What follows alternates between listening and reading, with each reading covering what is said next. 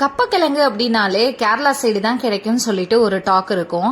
அந்த மாதிரி ஒரு கேரளா சைடு ரெசிபியை இந்த கப்பக்கிழங்கு வச்சு எப்படி செய்யலாம்னு பார்க்கலாம். இதுக்கு நான் 2 பெரிய கப்பக்கிழங்கு எடுத்திருக்கேன். அதை நல்லா தோல் உரிச்சு சின்ன சின்ன இந்த மாதிரி கியூப்ஸா கட் பண்ணிக்கோங்க.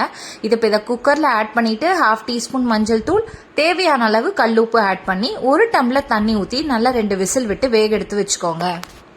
நல்லா 2 விசில்லையே இது எந்த மாதிரி வெந்திருக்குன்னு சொல்லி பாருங்க. நல்லா பொலன்னு நல்ல உதிரியா கரெக்டா வந்திருக்கு இந்த பதத்துல. இப்ப இதை எப்படி தாளிக்கலாம்னு சொல்லி பார்க்கலாம். ஒரு கடாயில தேவையான அளவு எண்ணெய் ஆட் பண்ணிட்டு கடுகு, உளுந்து, அதுக்கப்புறமா கருவேப்பிள்ளை, பச்சை மிளகா, ஒரு பெரிய வெங்காயம் இது எல்லாத்தையும் கட் பண்ணி நல்லா அதை தாளிச்சிட்டு கடைசியா இந்த தாளிப்பை குக்கர்ல இதோட ஆட் பண்ணிக்கோங்க. தாளிப்பை நல்லா குக்கர்ல ஆட் பண்ணி நல்லா ஒரு 2 தடவை பெரட்டி விட்டுட்டு அதுக்கப்புறமா ஒரு கை நிறைய தேங்காவை துருவி எடுத்துக்கோங்க. அந்த தேங்காய் துருவலை ஸ்டவ் ஆஃப் பண்ணிட்டு மேலாப்புல தூவி விட்டு இறக்குனீங்க அப்படின்னா ரொம்ப டேஸ்டியான கப்பக்கிழங்கு பொரியல் ரெடி.